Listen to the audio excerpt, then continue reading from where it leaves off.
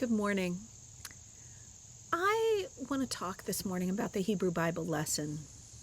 But first, I want to share with you a sense of what I've been feeling this summer. I would say for much of the summer, maybe even before that, I have been feeling a deep, pervasive sense of sadness, of generations of pain and suffering that I can now hear. I feel the weight of that. I feel the shame of not hearing it earlier and of being a part of a system, of a world, of a culture, of a country that has allowed this suffering. I speak, of course, of the suffering of racism, but also of systemic problems that cause the income disparity. I speak of disparate resources for education, healthcare, housing, our job market. I see in ways I didn't before centuries of people crying out in pain and not being heard. I feel the weight of this. I feel a deep frustration, disappointment, and sadness in religion. In religion that feels hollow or shallow.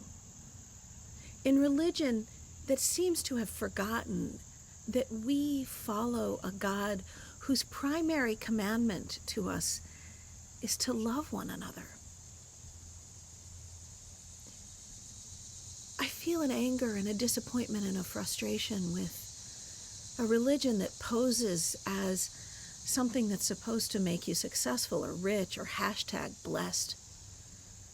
A religion that's supposed to make you hate other people or judge other people. That's supposed to justify you not making a wedding cake for a couple who wants to marry. That leaves a bitter taste in my mouth. This weight of sadness has sometimes felt like it might overwhelm me. It is, I think, where God's people find themselves in the Hebrew Bible lesson today. Today's story, and I will put a link to it. It's the eve of Passover, the first one, and God explains what's coming and tells his people through Moses how to prepare for it.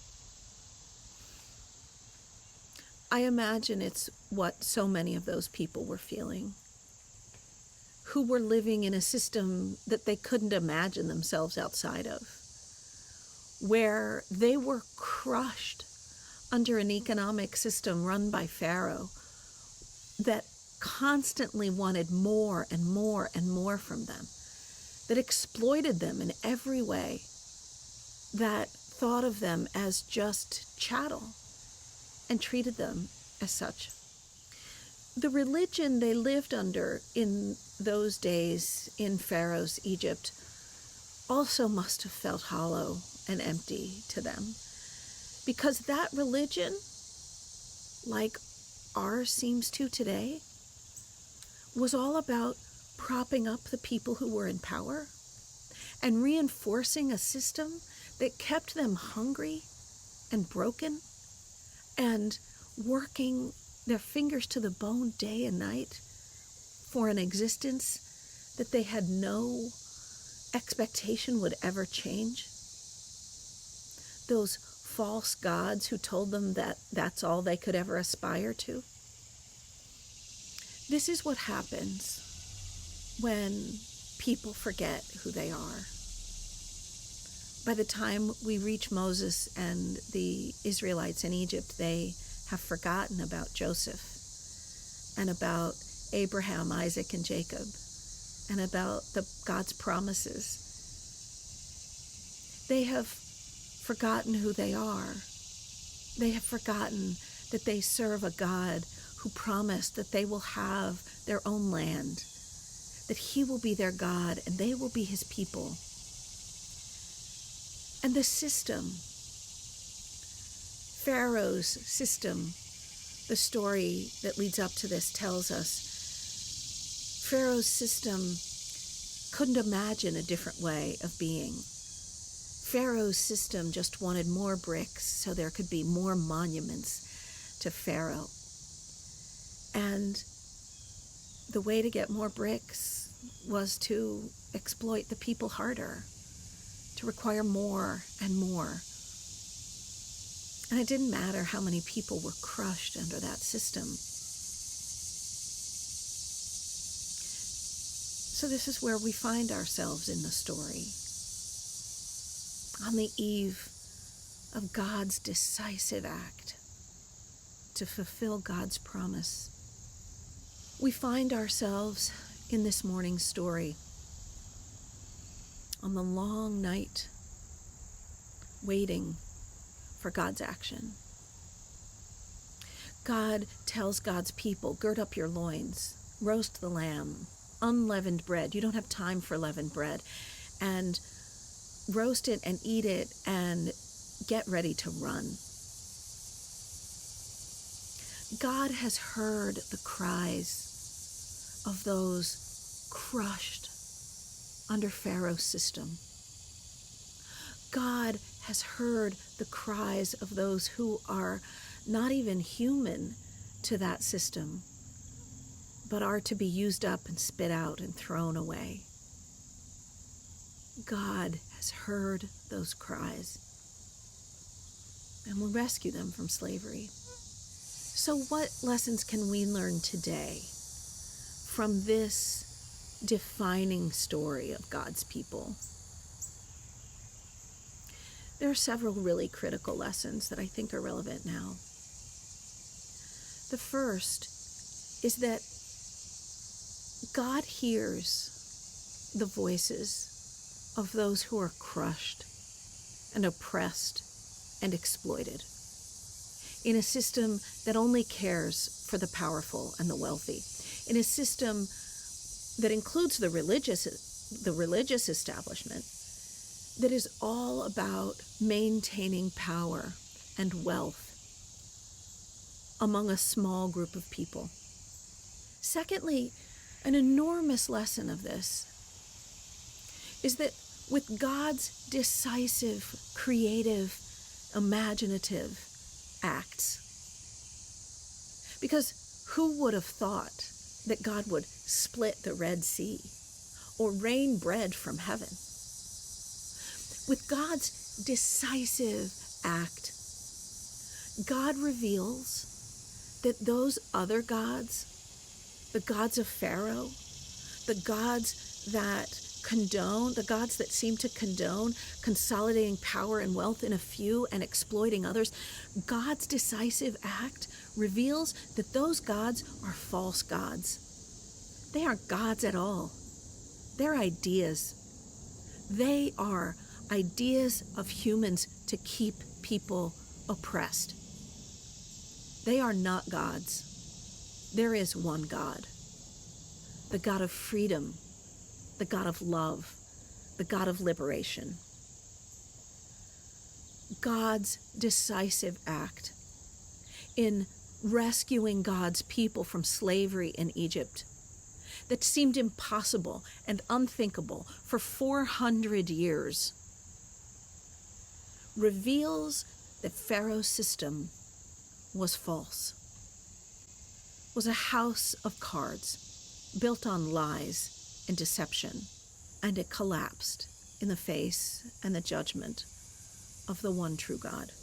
And critically, this story also teaches us that God will act, and that God will act decisively, that God is real, and that God will neither be mocked, as if God isn't real, or impersonated by some cheap imitation of a God that allows the oppression and the exploitation of God's own children. That when God's own creation, when God's own beloved children are exploited and crushed and killed and dehumanized, that is a false God. Part of the instructions from this morning's Hebrew Bible lesson, they not only tell God's people what to do that night before this decisive act. Gird up your loins, roast the lamb, share it with the neighbors, get ready to go, staff in your hand. They also command for God's people to remember this act, to remember this act for generations to come, with the telling of story, with the reenactment of that meal. Because part of what God understands is that humankind can't remember forever. That when times turn out to be very difficult for God's people, they forget God's saving action and just complain about what's happening now. We see that not too long from now with Moses, where they complain about not having water in the desert or not having enough food, or then when it's just manna, they also want meat. But humankind also forgets God's decisive power and action when things are going well, when God's people have been satisfied for a long time. They forget who brought them there. The power of storytelling, the power of using our imaginations to remember, to tell ourselves the story and anchor ourselves in the decisive acts and promises of our God, is what gives us hope and what keeps our connection with God real, that keeps it from becoming just a projection of God that turns out years down the road to be just a cheap imitation. So, like those people so many thousands of years ago, hearing these instructions from Moses on the eve, literally the eve of God's decisive act to free God's people, we too are invited to remember the stories of our God, who is faithful, who is loving, who promises to hear the voices and the cries of those who are suffering and to set them free. We are called to do likewise, to hear the voices of those who are suffering and to participate in setting them free. It won't be easy. God warns us, gird up your loins. We might say today, buckle up. But God is with us, the God who is a promise keeper, who is a deep lover of all that he created, including every single one of us. God is in this. Let's be in it with God.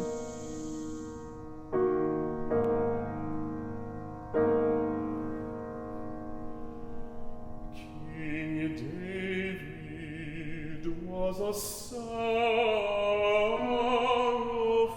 man. No cause for his sorrow had he, and he called for the music of 100 hearts.